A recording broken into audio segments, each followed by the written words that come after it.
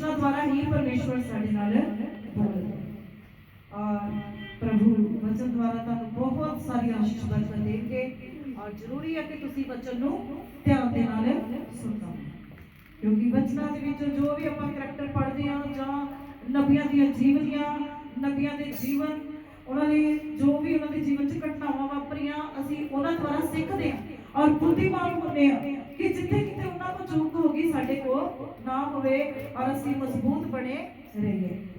और परमेश्वर दा वचन सानू सिखाउंदा, असीं अज दे वचन दे विचों देखांगे न्यायियां दी किताब, न्यायियां दी किताब ओहदी 6 अध्याय दे विचों असीं देखांगे परमेश्वर दे वचन दे विचों अज आपां सिखांगे कि जो भी मनुख दे कोलों कुछ कई बारी गलतियां होंदियां जो गुनाह होंदे आ ते जदों मनुख उन्हां गलतियां दी माफी नहीं मंगदा ते उन्नी देर तक गलती गुनाह साडे जीवन च बने रहते और कुछ गुनाह होंदे आ कि साडे बाप दादियां साडे पुरखावां दे कोलों भी कुछ गलतियां होईयां होंदियां और उन्हां दी भी जिहड़ी शराप दे बंधन आ साडे जीवन दे विच कई तरह दे रुकावटां दे बंधन बन के खड़े होंदे। और क्योंकि जिन्हां दे कोल परमेश्वर दा वचन पहुंचिया उन्हां ने जीवन दे विच रोशनी नूं वेखिया वा और जब परमेश्वर दे वचनां दी रोशनी होंदी आ ते कुछ भी हनेरे दे विच नहीं रहिंदा, सब प्रकाशमान कर दिंदी आ, सब कुछ ज्योति दे विच आ जांदा। और परमेश्वर दा वचन दे विचों आपां इस तरह देखोगे कि खुदा दा वचन ज्योति है जो कुछ भी अंधकार दे विच रहण नहीं देंदी। और परमेश्वर दे वचन द्वारा असीं सिखांगे अज गिदोन दे जीवन दे बारे कि गिदोन परमेश्वर दा एक छोटा जिहा नौजवान सीगा और परमेश्वर ने उन्हें कितना हालातों दे विच छुड़िया। आपां देखांगे 6 अध्याय न्यायियां दी पोथी, यदि आपां शुरू तो पढ़ांगे 2 आयतां पहला।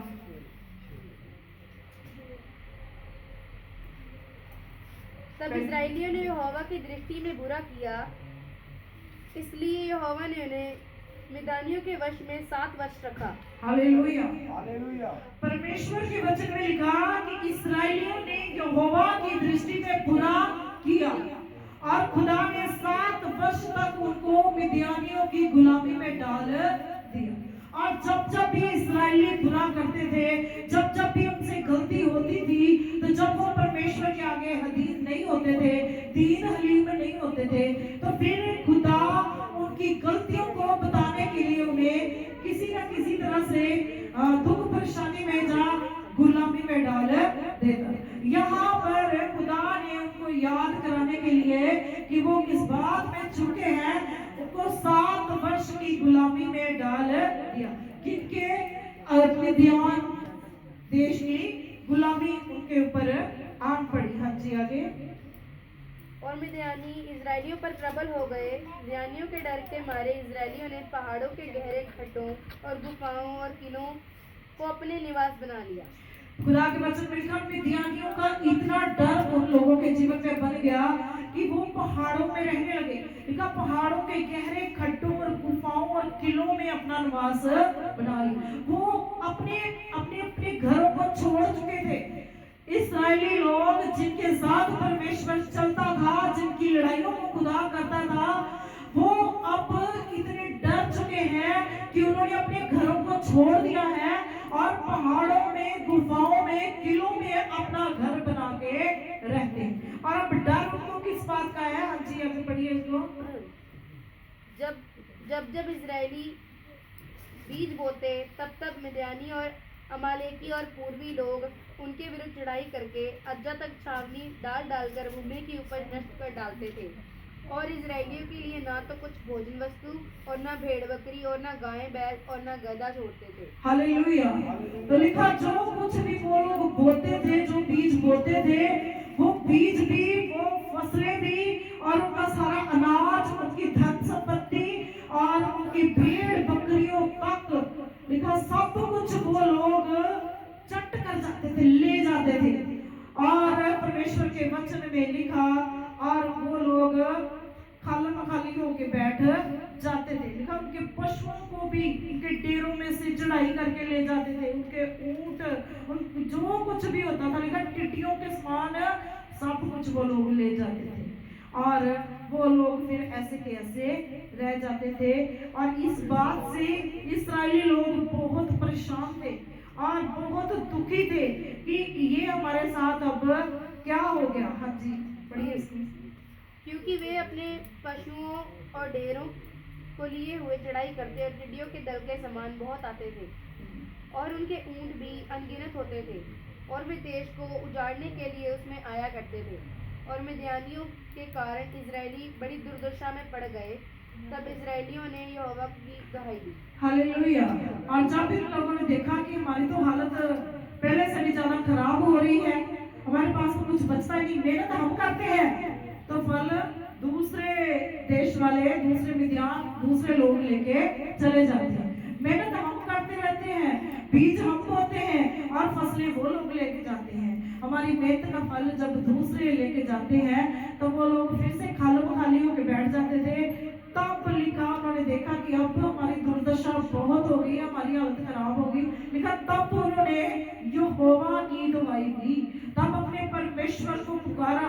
और जब खुदा को इंसान पुकारता है तो खुदा किसी को निराश नहीं रहने देता, खुदा किसी को खाली हाथ रहने नहीं देता। उधर जब उन्होंने परमेश्वर को पुकारा तो खुदा की योजना क्या थी, आप देखेंगे खुदा की योजना 11 आयत में, इसी की 11 आयत में। फिर यहोवा का दूत आकर उस 5 वृक्ष के तले बैठ गया जो ओपरा में एबीएजरी योआश का था। और उसका पुत्र गिदोन एक दाखरस के कुंड में गेहूं इसलिए झाड़ रहा था कि उसे मिदानियों से छिपा रखे। हालेलुया। लिखा योआश का पुत्र गिदोन और मिद्यानियों के डर से अपनी गेहूं को छाट रहा था। और मिद्यानियों के डर से इसलिए कि जो कुछ भी मिद्यान वाले होते थे उनका इकट्ठा करके ले जाते थे। और इस बात से वो डर के मारे ये सब कर रहा था। तो खुदा ने जब देखा कि इनमें से एक मनुष्य है जिसके द्वारा मैं इनको आजाद कर सकता हूँ, तो वो कौन था? गिदोन। और गिदोन से फिर परमेश्वर ने अपने स्वर्गदूत के द्वारा बात की। इसकी 12 आयत को पढ़िए। उसको यहोवा के दूत ने दर्शन देकर कहा, हे शूरवीर सूरमा, यहोवा तेरे संग है। गिदोन ने उससे कहा, हे मेरे प्रभु, विनती सुन, यदि यहोवा हमारे संग होता तो हम पर ये सब विपत्ति क्यों पड़ती। हालेलुया। और जितने आश्चर्य कर्मों का वर्णन हमारे पुरखा ये कहकर करते थे, क्या यहोवा हमको मिस्र से छुड़ा नहीं लाया, वे कहाँ रहे। अब तो यहोवा ने हमको त्याग दिया और मिदानियों के हाथ कर दिया है। हालेलुया। तो जैसे स्वर्गदूत प्रकट हुआ और एक बांज वृक्ष के नीचे बैठा था और गिदोन से कहा कि हे शूरवीर सूरमा, मत डर, यहोवा तेरे संग है। और जैसे स्वर्गदूत ने अपने मुंह से ये वचन दिए, ये वचन कहे, तो गिदोन ने कहा कि हे प्रभु, यदि यहोवा हमारे साथ होता तो हमारी ये दुर्दशा ना होती, हमारा ये हाल ना होता। पर हमारे पुरखाओं ने बताया कि यहोवा ने हमारे लिए बड़े बड़े काम किए, कैसे हमको मिस्र की गुलामी से परमेश्वर ने आजाद किया। लेकिन अब खुदा ने हमको छोड़ दिया है, खुदा ने हमको परमेश्वर ने हमको त्याग दिया है, इसीलिए हमारा ये हाल हुआ है। और नहीं तो हमारा ये हाल ना होता, क्योंकि खुदा ने हमको त्याग के मिद्यानियों के हाथ में कर दिया। हाँ जी। तब यहोवा ने उस पर दृष्टि करके कहा, अपनी इसी शक्ति पर जा और तू इस्राएलियों को मिद्यानियों के हाथ से छुड़ाएगा। क्या मैंने तुझे नहीं भेजा? तो स्वर्गदूत बात कर रहा है गिदोन से कि परमेश्वर से कह रहा है कि तू इसी शक्ति के साथ मिद्यानियों के ऊपर प्रबल होगा और जीत प्राप्त करेगा और मैं तुझे एक बड़ी जीत दिलाऊंगा। और खुदा स्वर्गदूत के द्वारा बात कर रहा है कि अपनी इस शक्ति पर जा और तू इस्राएलियों को मिद्यानियों के हाथ से छुड़ाएगा। परमेश्वर गिदोन को चुन रहा और कह रहा। और खुदा का वचन हमें क्या सिखाता कि गिदोन जिन लोगों से डर रहा था उन्हीं लोगों के ऊपर परमेश्वर उसको प्रबल करना चाहता था। और परमेश्वर का वचन हमें सिखाता है कि हम जिन दुष्ट आत्माओं से डरते हैं, हम जिन बीमारियों से डरते हैं, जिन चीजों से डरते हैं, खुदा हमें उनके ऊपर प्रबल करना चाहता है। खुदा हमें उन्हीं के ऊपर फतेहमंद करना चाहता है। जैसे खुदा ने अपनी इच्छा गिदोन को बताई कि मैं तुम्हें मिद्यान के ऊपर फतेहमंद करना चाहता हूँ, एक बड़ी जीत के साथ मैं तुम्हें ब्लेस करना चाहता हूँ। तो खुदा का वचन हमें भी यही सिखाता है कि जो हमारे जीवन में जो चीजें हमें कमजोर करती हैं, जो दुष्ट आत्माएं हमें कमजोर करती हैं, हमें तंग करती हैं, परेशान करती हैं, जैसे मिद्यान वाले इस्राएलियों को तंग करते थे, तो परमेश्वर नहीं चाहते कि हम उम्र भर इन चीजों से लड़ते रहें, उम्र भर ये चीजें हमारे ऊपर हैवी होती रहे। खुदा चाहता है कि मैं तुम्हें आजाद करना चाहता हूँ, तुम्हें प्रबल करना चाहता हूँ, एक बड़ी जीत के साथ मैं तुम्हें ब्लेस करना चाहता हूँ। और यहाँ पर परमेश्वर ने अपनी इच्छा गिदोन को बता दी कि मैं तुम्हें जीत दिलाना चाहता हूँ, तेरे द्वारा इस्राएली लोगों को मैं एक फतेह, एक विजयी वाला जीवन देना चाहता हूँ। और परमेश्वर, लेकिन यहाँ पर एक रुकावट थी। खुदा ने अपनी इच्छा बता दी थी और गिदोन ने खुदा से पूछ लिया था कि खुदा तो मुझे कुछ निशान दिखा कि मैं जान सकूं कि हाँ तू सचमुच परमेश्वर मुझसे बात कर रहा है। और जैसे खुदा ने अपनी चमत्कारों को उसके ऊपर प्रकट किया और वो समझ गया, और खुदा ने कहा कि पूरे तू मुझे, उसने गिदोन ने कहा कुछ मुझे ऐसा चिन्ह दिखा कि मैं तेरी कुदरत को देखूं। तो खुदा ने कहा कि पूरे शहर में ओस पड़ेगी लेकिन तेरे घर में ओस नहीं पड़ेगी। ऐसे कुछ चिन्ह दिखाए खुदा ने उसे, और उसने उन चिन्हों के द्वारा जान लिया कि सचमुच परमेश्वर मुझसे बात कर रहा है। और तब यहाँ पर प्रॉब्लम क्या आई, अब हम देखेंगे इसमें कि इसका जो पिता था, गिदोन का जो पिता था जोआश, ये एक मंदिर का पुजारी था, मंदिर की सेवा करने वाला था। और खुदा ने गिदोन से बात की कि वो जो तेरे जीवन में बंधन रुकावटें हैं, जब तक तूने नहीं गिराएगा तो तू मेरी योजना का हिस्सा नहीं बनेगा। और परमेश्वर ने जब उससे बात की, और इसमें पढ़ेंगे 25। फिर उसी रात को यहोवा ने गिदोन से कहा, अपने पिता का जवान बैल अर्थात दूसरा 7 वर्ष का बैल ले और बाल की जो वेदी तेरे पिता की है उसे गिरा दे, और जो अशेरा देवी उसके पास है उसे काट डाल। हालेलुया। तो परमेश्वर ने कहा कि जो तेरा पिता एक मंदिर में सेवा करता है, बाल देव की पूजा करता है, और जो अशेरा देवी की मूर्ति की पूजा करता है, सबसे पहले तूने वो अशेरा देवी की मूर्ति को गिराना है, वो बाल देव की मूर्ति को गिराना है।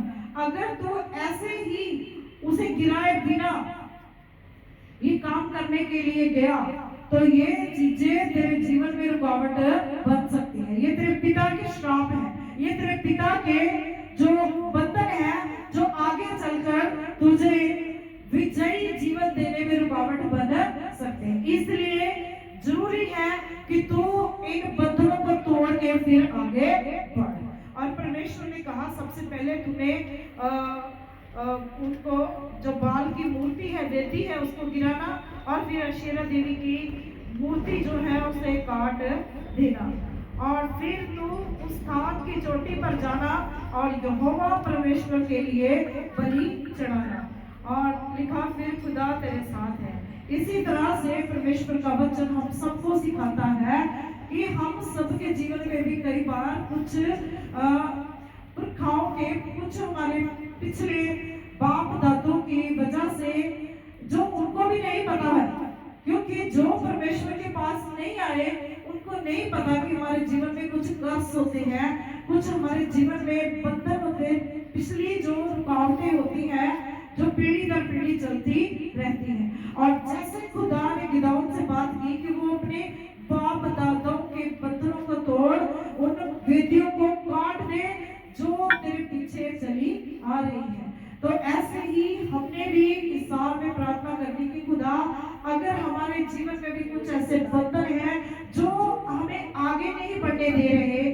जो हमारे जीवन में हमें आगे बढ़ने से रोकते हैं, तो हमें उन चीजों के लिए, बंधनों के लिए, उन श्रापों के लिए, अगर वचन में लिखा कि बंधन श्राप है तो है, लेकिन जब तक हम उन्हें तोड़ते नहीं है तो हम पूरी तरह से ब्लेस नहीं हो पाते, पूरी तरह से खुदा की वो आशीषों को नहीं ले पाते जो खुदा ने हमारे लिए बनाई है। उसमें कुछ ना कुछ कमी घाटी रह जाती है, जब हमें ज्यादा संघर्ष करना पड़ता है, ज्यादा जोर लगाना पड़ता है। और जब हम प्रार्थना करते हैं, जैसे खुदा ने गिदौन से कहा, जैसे हम भी प्रार्थना करते हैं, तो खुदा हमसे भी बात करता है और परमेश्वर हमें अगुवाई देते हैं कि हमने किस चीजों के लिए कैसे प्रार्थना करनी है। और हम बंधन श्रापों को पहचानते कैसे हैं? सेम जैसे कुछ बंधन श्राप, जैसे मेरे पिता को कुछ अगर कोई बीमारी थी तो वही सेम बीमारी मुझे हो जाती, वही सेम हाल मेरा हो जाता है। तो वो समझो कि वो चीजें पीछे से आ रही हैं। अगर उनकी मैरिज में कोई रुकावट थी, अगर वही रुकावट मेरी मैरिज में आ रही है, तो समझो कि वो पीछे से बंधन चले आ रहे हैं, वो श्राप पीछे से चले आ रहे हैं जो मुझ तक पहुंच गए हैं। अगर वो मुझ तक पहुंच गए हैं तो मैंने देखना है कि अगर ये पीछे वाली रुकावटें ही आगे बढ़ रही है, तो मैंने समझ जाना कि अब ये मेरे पर ही खत्म हो जाए, मेरे बच्चों में आगे नहीं जाए। अगर मेरे तक आ गई तो जरूरी कि अगर मैं इनके लिए प्रार्थना नहीं करूंगी तो ये मेरे बच्चों के बीच में भी जाएगी। वो बीमारियां, वो श्राप जो जिनकी वजह से घर खराब हो जाते हैं, जीवन खराब हो जाते हैं, हमने देखना कि हमारे पीछे ऐसा हाल किसका हुआ है, तो वो हमने उन चीजों के लिए प्रार्थना करनी, समझ जाना कि इसमें कोई भी ऐसी प्रॉब्लम नहीं है, सिर्फ इसके लिए हमें प्रार्थना करनी है, परमेश्वर के वचन से समझना है। अब हम अगर देखें वचन में से अब्राहम के जीवन के बारे में, तो परमेश्वर का वचन हमने पिछले दिनों में सीखा कि अब्राहम का जो पिता था तेरह नाम का, और वो अब्राहम उसकी पत्नी सारे को और अपने जो परिवार था उसको कनान देश में लेके जाना चाहता था, लेकिन वो जा ही नहीं पाया क्योंकि उसके पिता के जीवन में डिले की आत्मा काम करती थी। उसके पिता के जीवन में एक देरी करने वाली आत्मा काम करती थी कि जो काम उसने अभी करना है वो 6 महीने लग जाते थे। अब वो पूरा जीवन वो मर गया उसी धरती में, वो लेकिन कनान की धरती में अपने बच्चों को, अपने परिवार को लेके नहीं जा पाया। और वही आत्मा फिर अब्राहम के बीच में आई, और अब्राहम हम जब जानते हैं कि 99 साल का हो गया था, उसकी कोई भी औलाद नहीं थी। क्यों? क्योंकि वही डिले की आत्मा, वही देरी वाली आत्मा उसके जीवन में भी, वो श्राप उसके जीवन में भी आ गया था। और परमेश्वर का वचन हमें सिखाता है, हमें समझाता है कि जब तक परमेश्वर ने उससे बात नहीं की, खुदा ने, परमेश्वर ने जैसे, क्योंकि खुदा उससे अपने फ्रेंड की तरह बात करता था, दोस्तों की तरह बात करता था, और परमेश्वर ने देखा कि अब इसके जीवन में जो इसके पिता के श्राप है, इसके पिता के जीवन में जो बंधन थे, जो बाधाएं थी, अब अब्राहम के जीवन में आ चुकी है। और तब उसकी उम्र 75 वर्ष की थी, और खुदा ने उससे बात की कि अपने पिता के घराने को, अपने परिवार को, इस धरती को छोड़ के तो तू जहां मैं तुझे लेके जाऊंगा वहां चल। और अब्राहम ने ऐसा ही किया, खुदा की जो वचन को पूरा किया, खुदा के वचन की पालना की, और वो अपनी पत्नी और अपने भतीजे लूत को लेके चल पड़ा। और खुदा उसे इतना बुलंद करता गया क्योंकि उसने परमेश्वर की इच्छा को माना। और परमेश्वर के वचन में लिखा कि अब्राहम के दिनों में उसके समान कोई भी धनी पुरुष नहीं था, इतना खुदा ने उसे बढ़ाया। और जो डिले की आत्मा उसके जीवन में काम कर रही थी, वो खुदा ने उसे खत्म किया। और परमेश्वर का आत्मा हमें समझाता है कि हमने इन चीजों को समझना कि अगर हमारे पिछले बड़ों में कोई ऐसी प्रॉब्लम थी जिसे देखकर हम कहें कि हम बड़ी आसानी से कहते नहीं, हमारे पहले भी ये ऐसा होता था, हमारे पिछले बुजुर्गों में भी ऐसा होता था, जब उनको भी ये बीमारियां थी, जब उनके जीवन में ये परेशानियां थी, जब उनकी मैरिज खराब थी, जब उनके भी पहले डिवोर्स हो चुके। नहीं, ये हमने आसानी से नहीं कहना।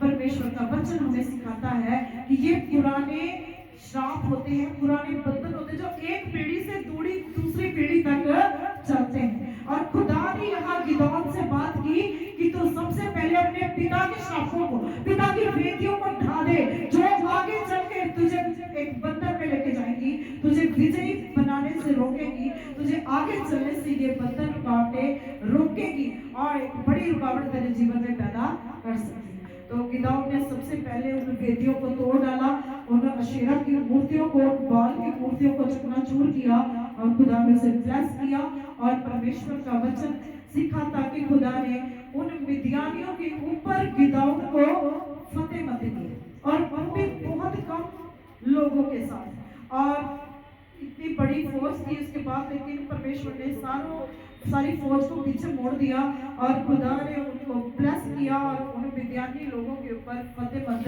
किया।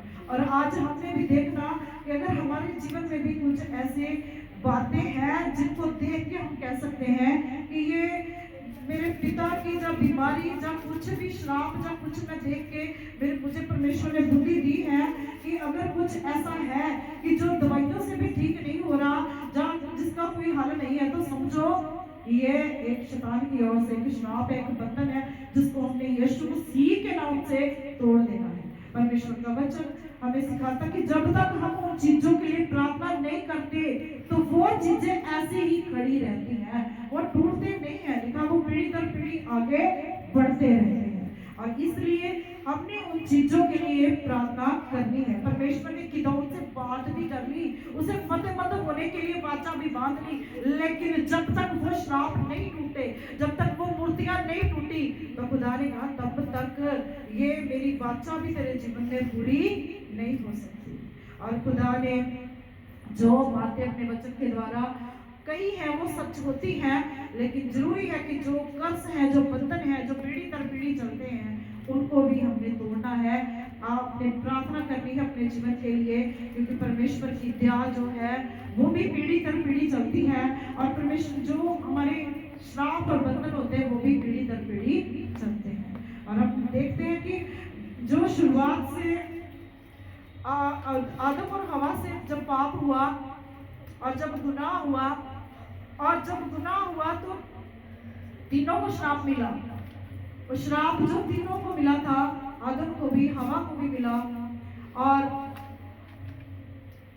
सांप को भी श्राप मिला था। पहले परमेश्वर के वचन में लिखा सांप बुरा करता था, लेकिन जब उसे श्राप मिला तो परमेश्वर के वचन ने उसे कहा कि तो उम्र भर मिट्टी को चाटता रहेगा और मनुष्य की संतान और तेरी संतान के बीच में मैं बैर उत्पन्न करूंगा। और इस तरह से उनसे जो गलती हुई, उन्होंने भी अपनी गलती की क्षमा नहीं मांगी। परमेश्वर के वचन में हम देखते हैं जब उनसे गलती हुई तो उन्होंने क्या कहा, आदम को जब हवा ने वो फल खिला दिया जिसको खाने से परमेश्वर ने उन्हें मना किया था, और हवा ने वो फल आदम को खिलाया, और जब परमेश्वर उनके पास आए तो परमेश्वर ने कहा क्या तुमने वो फल खा तो नहीं लिया जिसको मैंने खाने से तुम्हें मना किया था? तो आदम ने कहा जो हवा परमेश्वर तूने मुझे दी है, जो पत्नी तूने मुझे दी है, इसी ने मुझे ये फल खिला दिया। तो हवा ने कहा कि इस सांप ने चतुराई से, परमेश्वर के वचन में लिखा वो सब जानवरों से चतुर था, अपनी चतुराई से हवा ने कहा इसे मुझे बहका लिया और इसने मुझे ये फल खाने को दिया। और परमेश्वर के वचन में लिखा दोनों में से किसी ने अपने गुनाह को माना नहीं। अगर गुनाह को मानते तो परमेश्वर से माफी मांगते, ना उन्होंने गुनाह को माना ना माफी मांगी, श्राप उनके जीवन में बना रहा और तीनों ही श्राप के भागीदार बने। और परमेश्वर का वचन हमें सिखाता है जब हमसे गलती होती, गुनाह होता है, और जब तक हम उस गलती गुनाह की खुदा से माफी नहीं मांगते तो वो एक श्राप का रूप धारण करके हमारे जीवन में वो गलती गुनाह बना रहता है। इसलिए हमने जो कुछ भी अगर हमें दिख रहा है, क्योंकि खुदा ने हमें जो पवित्र आत्मा दिया है वो हमें अच्छे भले की पहचान करना सिखाता है, और जब हमसे गलत होता है तो हमें वो आत्मा जो एक जिसे पचित्री सी बोलते हैं, और जिसे बोलते कि एक हमारे मन में एक अच्छा सी लग जाती है, हमें पता चलता है कि हमने कुछ गलत कर लिया, वो आत्मा शोकित हो जाती है, उदासी में चली जाती है और पता चलता है कि कुछ गलत हुआ। और जब भी ऐसा हो आपके साथ तो आप खुदा से माफी मांगो कि परमेश्वर अगर मुझसे कोई गलती हुई तो मुझे माफ कर। जब आप माफी मांग लेते हो तो आप बरी हो जाते। जब तक आप माफी नहीं मांगते तो वो गुनाह आपके जीवन में एक श्राप का रूप धारण कर लेता है। इसलिए अपनी छोटी मोटी गलतियों के लिए आपने माफी मांगते रहना, और परमेश्वर दयावान है, कृपा करने वाला खुदा है जो हमें क्षमा करता है। परमेश्वर आज के वचन के द्वारा आपको ब्लेस करे, बड़ी आशीष बरकत दे। आइए हम सभी अपनी आंखों को बंद करेंगे, अपने सरों को झुकाएंगे और प्रार्थना में जाएंगे। हालेलुया। पवित्र खुदा सेनाओं के यहोवा, मैं आपकी बड़ाई करती हूँ प्रभु, आपकी महिमा करती हूँ आज के वचन के लिए। परमेश्वर मैं आपका धन्यवाद करती हूँ खुदा। हालेलुया प्रभु, तेरे वचन सचमुच हमें सिखाता है कि जो कर्ज और बंधन हमारे जीवन में होते हैं खुदा, जब तक हम उन्हें तोड़ते नहीं है, जब तक हम उनके लिए प्रार्थना नहीं करते, तो वो खुदा खड़े रहते हैं और पीढ़ी दर पीढ़ी आगे बढ़ते रहते हैं। परमेश्वर हालेलुया प्रभु, आज के वचन के द्वारा प्रभु आप अपने बच्चों को हर कर्ज से, हर श्राप बंधन से आजाद कीजिए। परमेश्वर तेरा वचन सामर्थ्य है, भस्म करने वाली आग है प्रभु, जो भस्म करती है। परमेश्वर खुदा तेरा वचन प्रभु आग की मानित प्रभु, तेरे बच्चों परमेश्वर बच्चों के जीवन से सारी उन श्रापों और बंधनों को तोड़े। परमेश्वर तेरे बच्चों को ब्लेस करे और प्रभु जी तुमने इतनी आशीष बरकत दे। परमेश्वर हालेलुया प्रभु यीशु, दुष्ट शैतान किसी के जीवन से इन बच्चों को चुरा ना सके। परमेश्वर ब्लेस कर प्रभु अपने बच्चों को। परमेश्वर तुमने इतनी आशीष बरकत दे खुदा। जो लोग इस वचन को ऑनलाइन सुने उनके भी जीवन ब्लेस हो जाए, सभी कर्जों से आजाद हो जाए प्रभु जी। हालेलुया परमेश्वर, सभी कर्ज टूट जाए, बंधन टूट जाए खुदा, श्राप नष्ट हो जाए खुदा। तेरे वचन में इतनी पावर है, सामर्थ है खुदा बता। हालेलुया कि हर बंधन हर कर्ज नष्ट हो जाता है खुदा तेरे वचन के द्वारा। परमेश्वर दया कीजिए, कृपा कीजिए खुदा।